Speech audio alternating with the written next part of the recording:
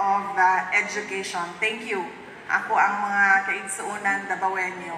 Ikaduhang pagpasalamat ikan sa amo ang pamilya Duterte, dako kaayo mi og ikapasalamat sa inyong suporta sa administrasyon ni Mayor Baste Duterte. Daghan kaayong salamat.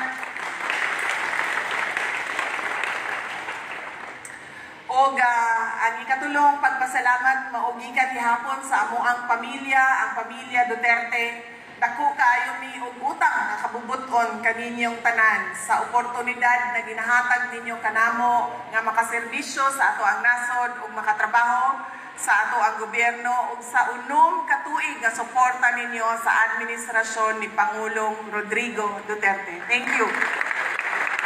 Mga Davaoenyo, daghang salamat.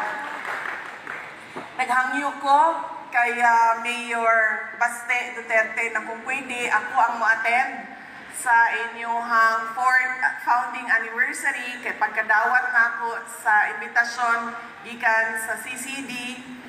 Nakahuna-una ko nga mao na gyud ni ang pinaka-opportune time na mahatag nako ang mga pagpasalamat sa mga tao nga kauban nako sa pagsugod ni aning City College of Davao. Unahon ako pasalamat si Honorable Councilor Pilar Braga.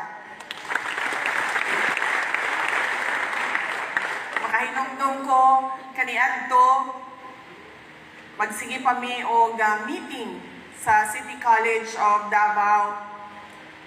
Si Councilor Braga sa City Council, unya ako ang sa City Hall, pero di ko magsulti sa iyaha. Daghan makayong trabaho ang mayor, pero di ko magsulti sa iyaha. Ma'am, ikaw in charge, aniha. Paniguraduhon yun di mo, nga kung sa ato ang nasabutan, dinhi sa meeting, kung sa ato ang mga deliverables, kinahanglan, mabuhat yun sa ato ang committee nga nagamugna sa City College of Davao. And swerte ko tungod kay si Councilor Pilar Braga, nakasabot siya kung unsa ang importansya sa mugna og City College tungod kay si Ma'am is an educator as well. No? Ma'am is a teacher as well. So maog yun to ang iyahang passion and dedication nga mamugna yun ang City College of Davao. Ikaduha, kauban po namo sa pagsugod ni aning City College of Davao si Dr. Winifredo Cagabe. Dr. Cagabe, daghang salamat.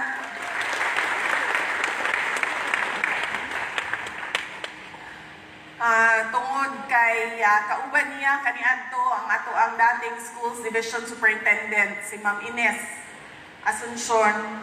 Sila tong gihangyo namo magikan sa Department of Education kaniadto sa City High kami magsigig makigistorya sa mga City High teachers sa facilities sa City High na kung pwede makigamit sa sa Department of Education sa ilahang manpower o sa ilahang facilities.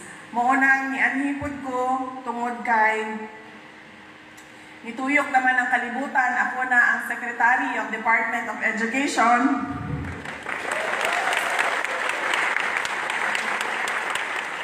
Unya si Dr. Winifredo Cagabe, taga DepEd ni siya. Pero nagtrabaho siya sa City College of Davao. But pasabot, wala na mo siya mapahimuslan sa DepEd. Una ni anhi ko dinhi, kay maghangyo ko sa inyong mga konsehal, sa atong Councilor Braga o sa atong ang City Administrator, na palihog ko, ibalhin na ninyo sa City College of Davao. Kay ang iyahang item sa DepEd, kinahanglan na mo budngan o empleyado sa DepEd nga magtrabaho para sa Department of Education. So maghangyo mi sa imuha tayo nilayo, palihog lang. Kay naungong nga ang ang pagsaka sa mga empleyado sa Department of Education kay kana siya hawa na sa DepEd, dalhin na ka sa City College. So, muna ang ako ang gihangyo sa ato ang City Government of Davao, sa ato ang Mayor, si Mayor Sebastian Duterte. O ang ako ang mensahe kaninyong tanan dinhi mao ang mensahe nga nagaawhag ko sa inyo especially sa ato ang mga kabatan-unan dinhi nga mangampanya ta og edukasyon sa ato ang mga amigo, sa ato ang mga silingan, sa ato ang mga paryente, mga igagaw, mga pagmangkon, mga igsuon nato. Pag doon ako'y mga kaistorya ng mga batanon, ginapasimple na ako ang explanation kung unsa ang importansya sa edukasyon sa kinabuhi sa isa ka bata. Para mahinumduman siya sa mga batanon niya ug sila na ang maistorya sa laing tao, mapadali nila ang pagpasabot sa ilahang mga kaistorya ang kahalagahan o importansya sa edukasyon sa kinabuhi sa isa ka bata. Sa pananglitan, kitang tanan dinhi karon sa programa, mao kuno ni ang ato ang graduation ceremony. Sample lang niya, graduation ceremony. Kitang tanan, i-graduate ta o computer programming. Pananglitan, graduate tanan o computer programming sa City College of Davao. Pagkahuman, doon na tayo classmate, ang ato ang classmate, ang iyahang ginikanan, na trabaho, ang iyahang amahan, na trabaho, iyahang inahan, na trabaho. Pagkahuman, doon na po tayo classmate, nga gikan sa pamilya nga naglisod.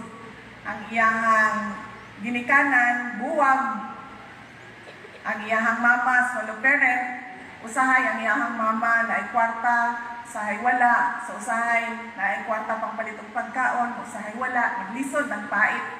Ang ilahang pamilya, nasa sa City College, sungod kay libre tanan, scholar sa gobyerno. So, sa adlaw na ni, nag-graduate na tanan o programming, makita nato nga walay dato o walay estudyante nga gikan sa pamilya nga wa naglisod, wala po'y estudyante nga gikan sa pamilya nga wala maglisod.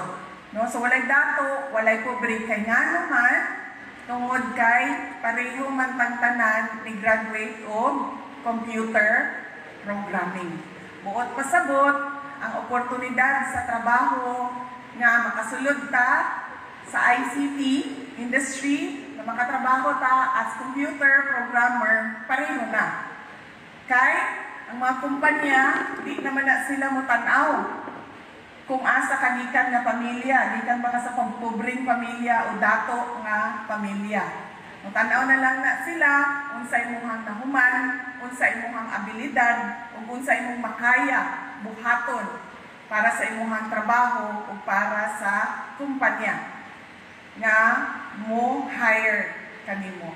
So mo na siya ang pinasimpleng pagpasabot kaninyong tanan nga kinahanglan mga panyata o edukasyon sa ato ang mga tanan na mga kaistorya, maminaw man o dili, aron makasabot sila, labi na ang mga batanon sa importansya sa edukasyon sa ilahang kinabuhi o pagbangko sa ilahang kinabuhi. Tungod kay pananglitan, kung kamo niundang mo og second year high school, niundang mo og grade 6, wa gyud mo maningkamot nga makasulod mo sa City College of Davao. Wa gyud mo maningkamot nga mahuman ninyo ang kurso sa City College of Davao. Lahi ang oportunidad sa trabaho, lahi ang oportunidad sa kinabuhi ang nga moabot sa inyo Lahi pod kung kamo na ay diploma as a computer programmer, dungagan pa sa inyong kakugi o dungagan pa sa inyong kagustuhan na magbago ang inyong kinabuhi. Mao kana siya ang mensahe nako karong hapuna nga gusto nako kamong tanan mamahimong tigkampanya pod para sa edukasyon sa ato ang kabatanunan. Looking ahead, we are committed to expanding our reach and deepening our impact in Davao City. We will continue to innovate and adapt, ensuring that the City College of Davao remains a cornerstone of workforce development in Davao City. To the students, the local governments, and all the stakeholders in Davao City, your unwavering support from the start and until today is the key to our success. Let us continue our collaborative efforts to ensure that every young person in Davao has the opportunity to pursue higher education and achieve their dreams of a better life. Together, we are not just educating individuals, we are building a stronger, more vibrant society. Let us work together to make CCD an exemplary institution for all in Davao City. Magmadasigon kita sa atong tinuha nga mamugna ang nasod nga alang sa kabataan ug mga kabataan nga alang andam moalagad sa ato ang nasod. Ang lahat ng ating ginagawa ay para sa Diyos, sa bayan, at sa pamilyang Pilipino. Shukran. Thank you very much, Vice President and DepEd Secretary, Honorable Sara C. Duterte, for your heartwarming message and welcome to the City College of Davao. As mentioned a while ago,